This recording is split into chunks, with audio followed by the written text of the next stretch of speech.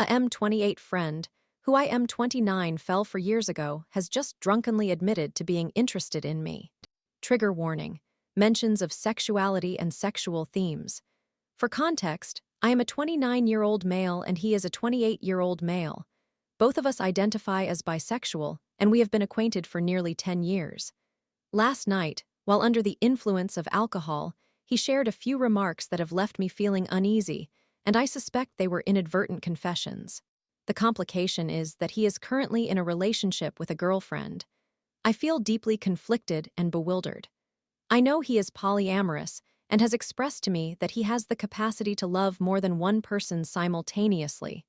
However, I am unsure if I would ever pursue a romantic relationship with him, even if the opportunity arose, as I fear losing him as a friend. We met years ago and became close companions. As a hopeless romantic, I developed feelings for him quite easily, yet I chose not to act on those feelings to avoid jeopardizing our friendship. I had chances to pursue something more but abstained, as I perceived numerous complications. Typically, when I develop feelings and ignore them for a few months, they eventually fade away, but in my case, the feelings intensified. It has been challenging, but I have endeavored to keep my emotions from interfering with our friendship. I even attempted to date other individuals to help me move on romantically, all the while being careful not to make a mistake or overstep any boundaries.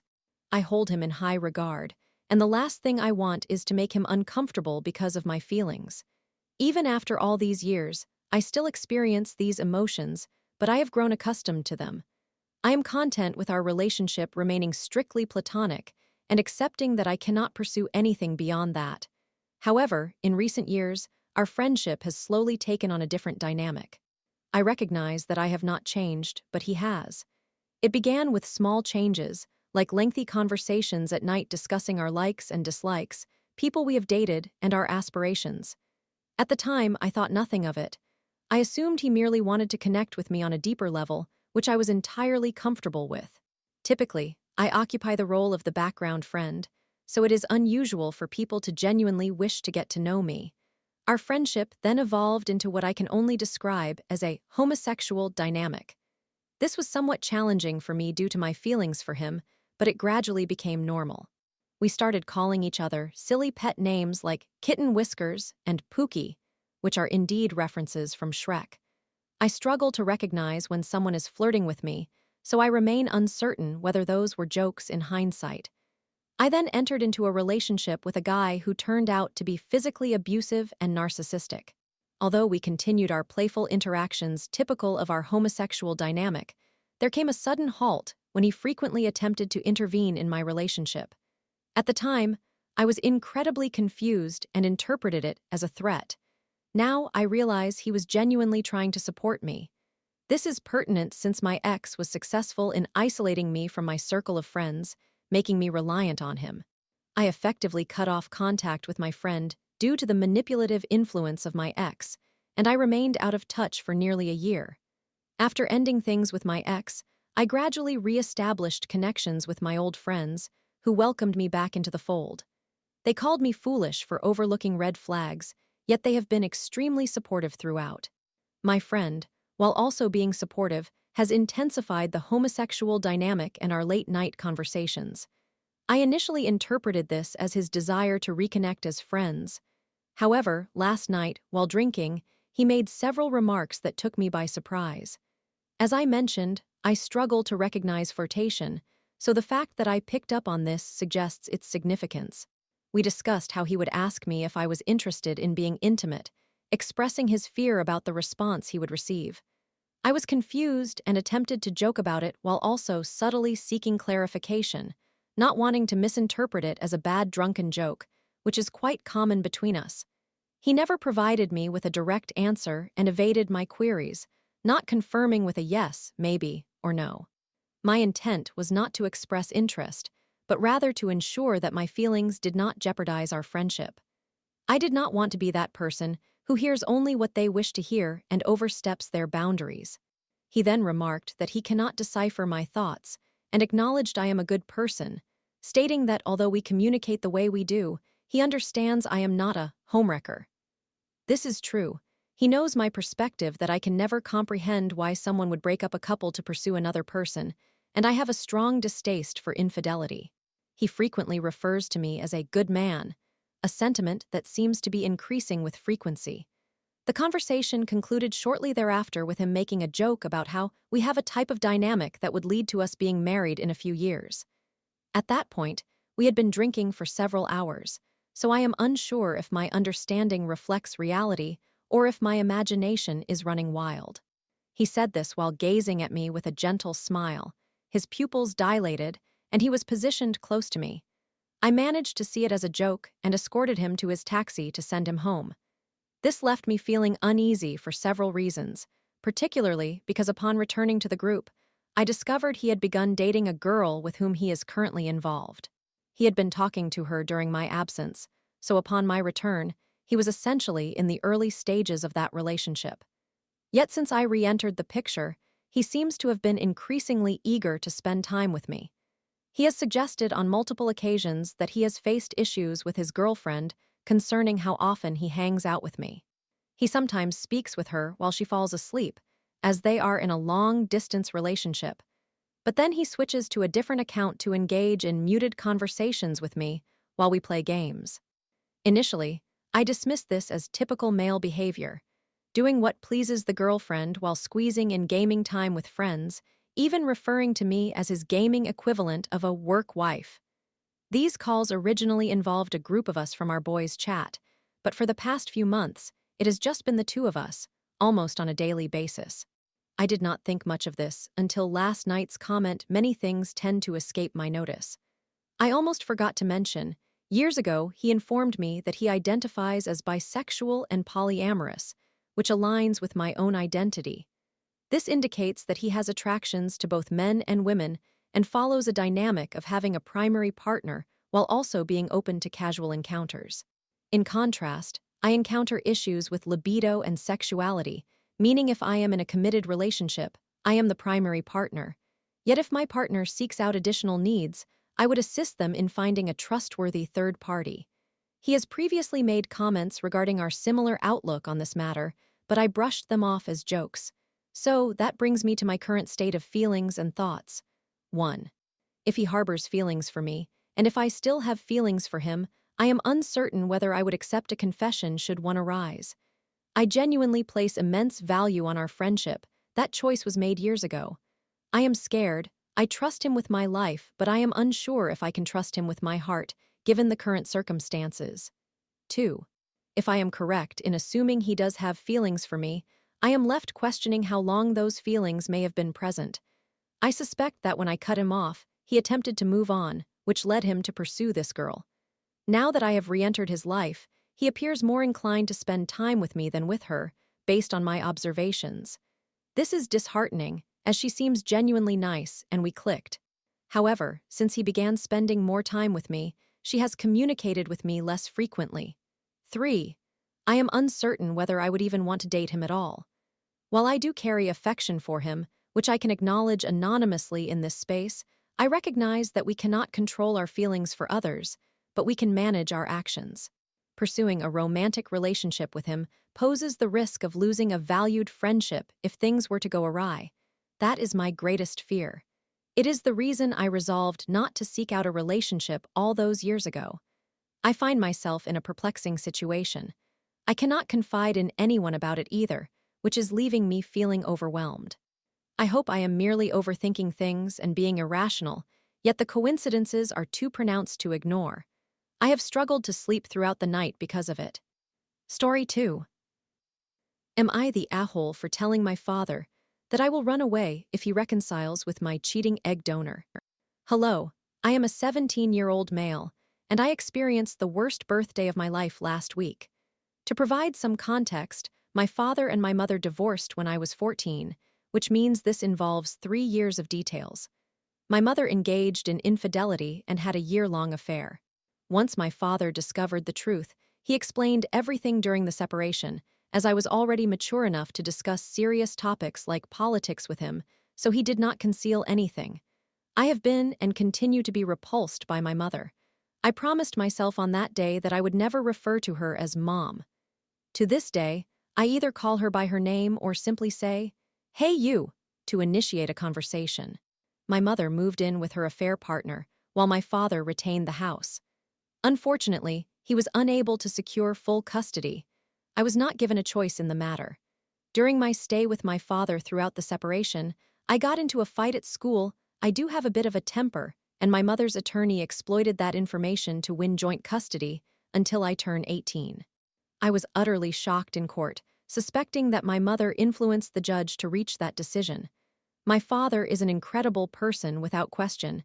He has never raised his voice against me and has always shown me immense love. Occasionally, he tells me, "I love you, son," which makes me cringe, but I accept it. My father is exceptionally caring. He often states that he has an ocean of love to share.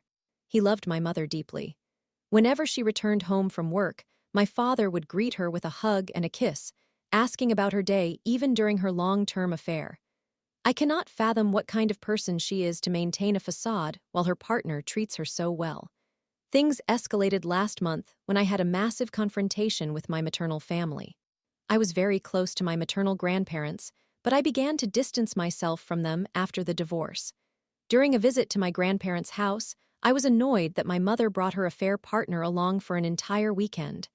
I was not keen on the trip, but my father persuaded me, claiming it would be enjoyable. He was mistaken. Over the past 2 years, my grandparents have repeatedly urged me to alter my attitudes toward my mother, but to no avail. The situation spiraled out of control when they attempted an intervention with me. My grandparents, mother, and her partner were all present. I felt completely blindsided. They positioned themselves and left me alone on the couch, creating an uncomfortable atmosphere reminiscent of a therapy session. One by one, my mother and grandparents launched into their accusations, while her partner remained silent. My temper took over, and a more aggressive version of me emerged. I turned to her partner and bluntly said, "Hey, you, leave. This is a family matter." Everyone was taken aback by my tone. My mother attempted to terminate the intervention because she understood the potential fallout, but my grandparents insisted on proceeding. I am their only grandson, and they did not want to lose their connection with me as I withdrew from them. Her partner appeared ashamed and was leaving when I made additional hurtful remarks. "She cheated on my father with you. She will cheat on you with someone else." That escalated matters further, leaving him speechless. I delivered the final blow. "I hope your son experiences the same betrayal from his future wife so he can understand what kind of person his father is." That struck him hard, and he stormed out in anger. My mother intended to follow him, but I stopped her, insisting that she sit down so we could settle things once and for all. My mother began to cry, lamenting how her only son could treat her this way. My grandparents expressed their disappointment in me. I turned to my mother and unleashed everything I had been holding back. I recounted how much I loved her, how extraordinarily my father loved her, and how she betrayed both of us. I brought up moments when I would sleep next to her after watching horror movies, even though I was 13, and emphasized how she was my safe haven. I struck her with, "Just imagine how much you have ruined everything, transforming so much love into hatred." She could not contain her sobs after that. Even my grandparents began to cry. Witnessing my grandfather in tears was difficult, but what can one expect when raising someone like my mother? My mother attempted to shift the blame to my father, claiming he had poisoned my mind, a classic victim mentality. The truth is, after the divorce, my father attended therapy to regain control over his life. The final part of that therapy involved creating a video about his feelings. My father made a video expressing his forgiveness toward my mother and wishing her well in life. Although he intended to send that video to her, he ultimately shared it with me. I played the 2-year-old video for everyone, and they sat in silence, as they understood what an exceptional person my father truly is. My mother could not contain her emotions, and I further exacerbated the situation by saying, "My father and I loved you so much that we would have taken a bullet for you, but even if you died tomorrow, I would not attend your funeral." I turned to my grandparents and shouted at them, questioning how they could raise their daughter to be a cheater. I desperately wanted to use a certain derogatory term, but managed to restrain myself.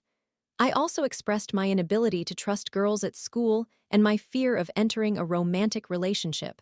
Both my grandparents and my mother were silent. Unable to stay any longer, I called my father to pick me up. Upon his arrival, my grandparents apologized to him for the way he was treated during the divorce. My father sensed that something had transpired, but remained silent. My mother and her partner had stepped out for a walk. I neglected to mention that my father has started dating again and has met an amazing woman, a fellow divorcee with no children. She treats my father wonderfully, and he truly deserves someone special. All of this turmoil culminated in last week's events on my birthday. My mother attended the celebration without her partner, which was surprising, though I was indifferent. After the party, I overheard a conversation between my mother and my father on the balcony. They had been in contact for a week, during which she pleaded for my father's forgiveness, and he granted it. On the balcony, she asked if they could reconcile and begin anew. Hearing that shocked both me and my father. She stated she had ended her relationship with her partner, insisting that she still loved my father. It was all a load of nonsense. Once they realized I had overheard everything, they moved to the living room to have a discussion among the three of us. What astonished me was that my father seemed to be genuinely considering the possibility of us becoming a family again. I shouted at him and urged him to remember how profoundly my mother had betrayed us and how he had to go through therapy to regain control of his life. He appeared torn, while my mother made every effort to convince him by reminiscing about how wonderful our family used to be and how we could return to that. I was adamant and demanded that my mother leave. My father advised me to be respectful toward her. As such, he is indeed a remarkable human being.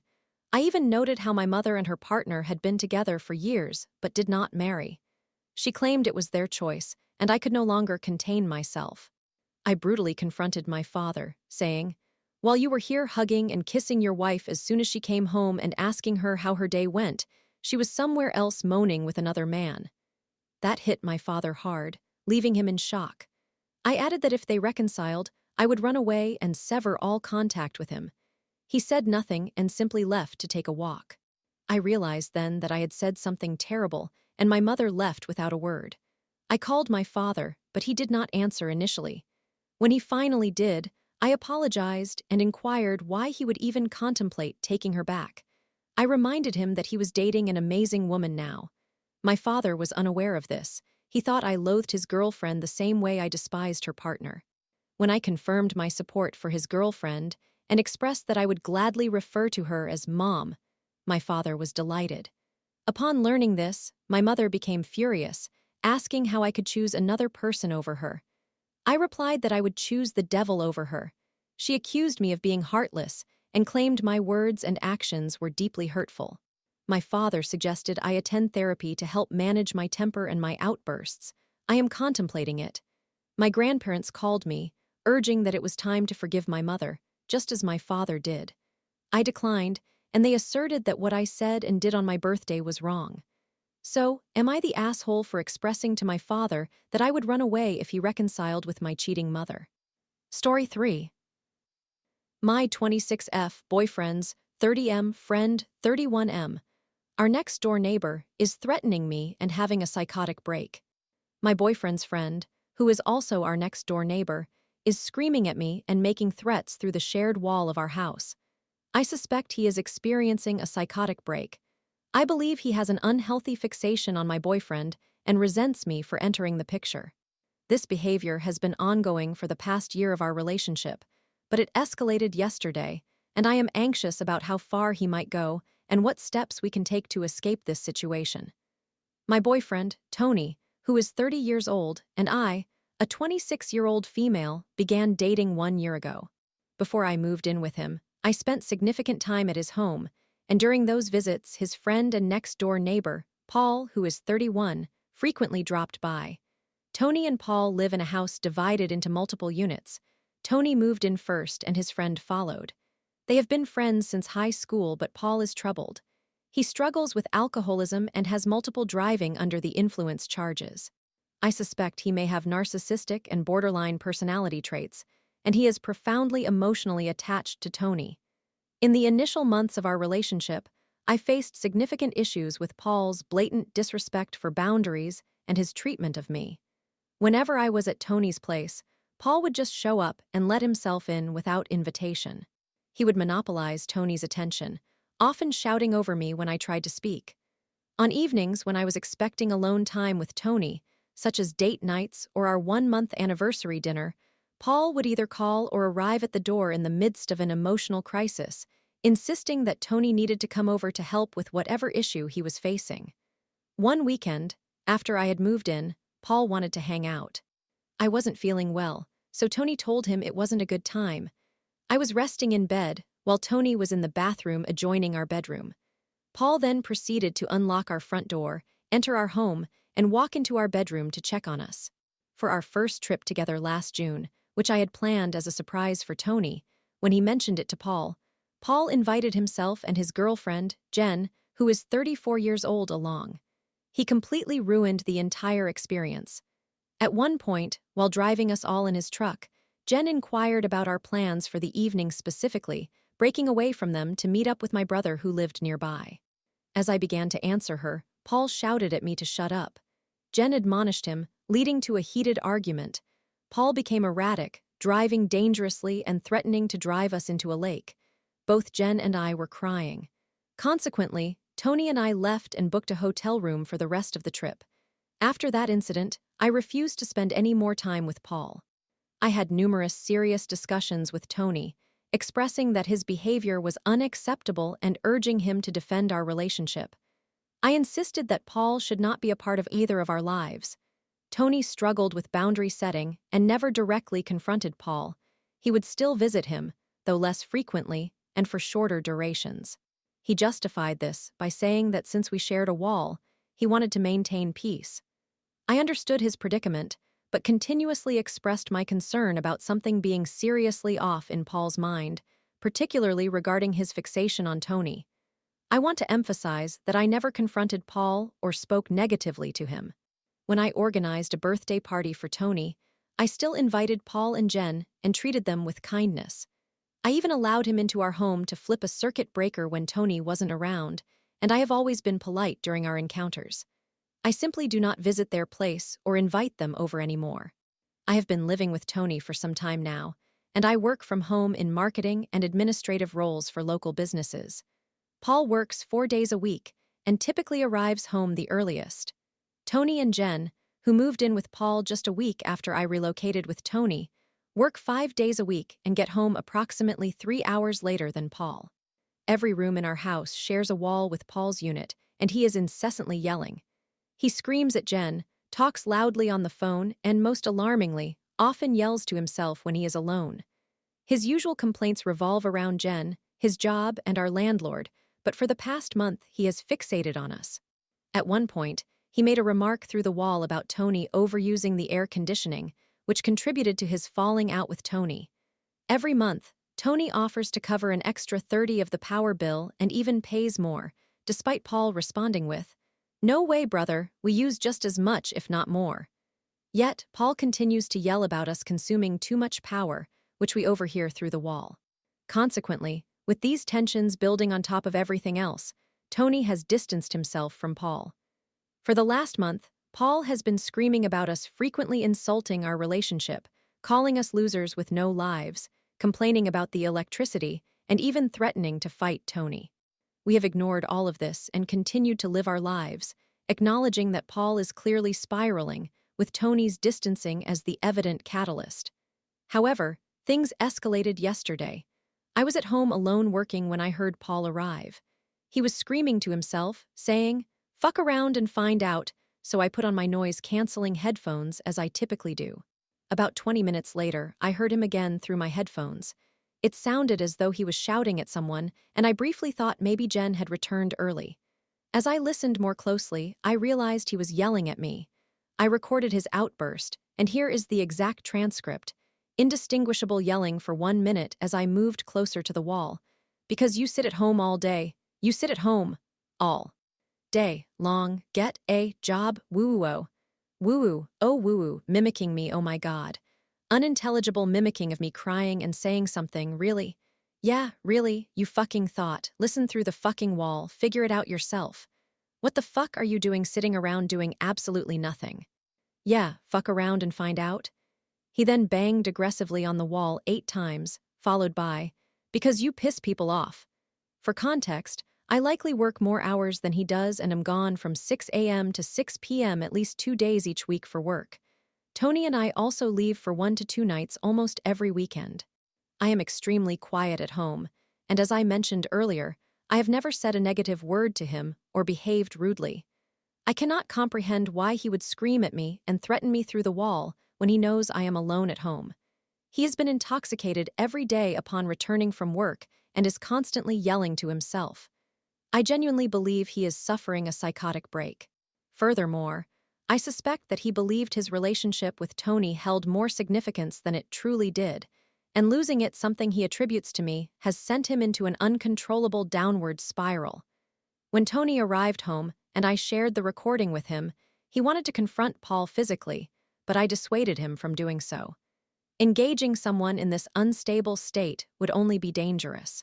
We decided to go grocery shopping, but as we were leaving, Paul came outside and stood 10 feet away, directly in front of Tony's truck, glaring at us with wild eyes. When Tony exited the vehicle, Paul asked, "Are you lost?" To which Tony replied, "No, I'm home." Paul then turned and walked back inside. We packed some bags and went to stay at my mother's house. I am uncertain about what to do next. Our locks are identical, so he has a key to our home. There are several hours each day where it's just Paul and me in the vicinity. I am worried he may harm me, or at the very least attempt to intimidate me. I don't want Tony to confront him because even though Tony would likely prevail in a fight, there is a genuine fear that Paul could retaliate violently, potentially involving a firearm. Even Tony recognizes this risk. We are looking for a new place, but it will take time, and properties are quite expensive. I am currently staying at my mother's house, but I am uncertain how to proceed from here. We will contact our landlord to explain the situation and request that he change the locks, and we plan to install security cameras. However, I fear that once this information reaches Paul, or he notices it, it may exacerbate the situation. Will any of these measures genuinely help, or will they simply worsen our predicament? Clearly, our primary objective is to relocate as quickly as possible, but in the interim, what steps can I take to ensure my safety without entirely relinquishing my living space and home? Story 4. I gave my boyfriend heartfelt gifts for our anniversary and Valentine's, but he gave me nothing. His excuses left me feeling unvalued. I genuinely do not know how to react to this situation. My boyfriend, 22 years old, did not get me anything for Valentine's Day or our 1-year anniversary. It has been about a week since the incident, and I am still feeling quite upset about it. For context, when my boyfriend and I began dating approximately a year ago, he proposed a few days after Valentine's Day. After he asked me to be his girlfriend, he suggested we make Valentine's Day our official anniversary. His reasoning was that it was the original date he intended to ask me, and combining both occasions would make them more meaningful while also serving two purposes at once. Although this initially annoyed me because it felt convenient, I chose to set aside my pride and genuinely believe he was being sentimental and wanted something romantic. Besides, who does not want a romantic partner? Fast forward to a few weeks prior to our 1-year anniversary. He expresses his excitement to see me. We are in a long-distance relationship, which requires driving a few hours to meet at our colleges, and then asks if I have anything planned for that weekend. I do not, as it's our anniversary and Valentine's Day, which I inform him. I initially thought he was referring to social plans. I have a very active friend group, but now realize he was likely inquiring about our plans as a couple. This suspicion is confirmed a week before our meeting, when he has not mentioned planning anything special. Therefore, I decide to bring it up and ask if he would like to go out for dinner, or if he prefers to cook at home. I enjoy cooking, but was hoping he would choose to dine out instead. He suggests we cook at home. I agree, but then he adds that we can go out if I would prefer. I assume he might not want to spend too much, given he initially suggested staying in, so I opt for cooking for us, thinking it could be romantic. I then ask him what kind of chocolates he likes for Valentine's Day, because I definitely want to surprise him with something special. He responds by saying that I do not have to do anything, to which I insist that I am getting him something. It is Valentine's Day, after all, and our anniversary. He replies, "Okay, I won't stop you." I wish I were joking. This is when I begin to worry that he has not planned anything for me. However, I reason that perhaps he genuinely wanted to surprise me and did not expect anything in return. I am not that type of person, so I think, okay, great, we will both get each other gifts. The next day, I receive my paycheck and jokingly mention it was pretty good for my service job. He then jokes that dinner is now my responsibility. I start to feel increasingly anxious without being able to shift my perspective. Throughout that week, I had been putting a lot of effort into making his anniversary gift, which took 4 days to create on top of my studies and projects I was completing so we could enjoy our weekend together. I had also been hinting at it in the days leading up to his visit, and he was excited to see it. However, just before he's supposed to arrive, a paranoid thought overcomes me. I wonder if he has not arranged anything for either occasion. The fact that he had not asked me about what I wanted, my clothing sizes, my favorite flowers, or anything indicates to me that maybe he did not know what I liked, especially because I had previously provided him with a list of things I enjoy for the upcoming holidays we would spend together, since he is not very good at gift giving. Well, the day arrives, and I have everything prepared. He leaves later than anticipated, arriving at my place around 6 p.m.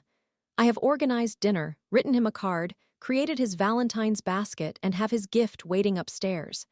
I open the door for him, we hug, exchange happy Valentine's wishes, and I give him the Valentine's gift. He thanks me, says it is adorable, and heads upstairs. I receive nothing in return, with no mention of a gift. As we are catching up upstairs, my doubts start to seem more justified. I remind myself that he could have simply gotten me a present for our anniversary, and that it could cover both occasions. I then give him the anniversary gift, and he absolutely loves it. He tells me it is the sweetest gesture anyone has ever done for him, and that is the end of it. No anniversary gift, no mention of it, just us discussing what I had made for him. Now I am feeling extremely frustrated. I attempt to remain composed and consider the possibility that there might be a surprise coming later. But there is no surprise. While I am preparing dinner, he approaches me, clearly feeling guilty, and hugs me. I can tell he realizes he has made a mistake. I am barely speaking and trying not to cry. I estimate that I spent nearly $200 on the gift basket, the present, and dinner. Eventually, I ask him why he has not gotten me anything, and he offers several excuses. He was waiting for his paycheck, which would arrive the next day, that he already had something in mind for me, and that he intended to cover dinner the following night. I inquire why he did not just communicate this earlier if that was the case.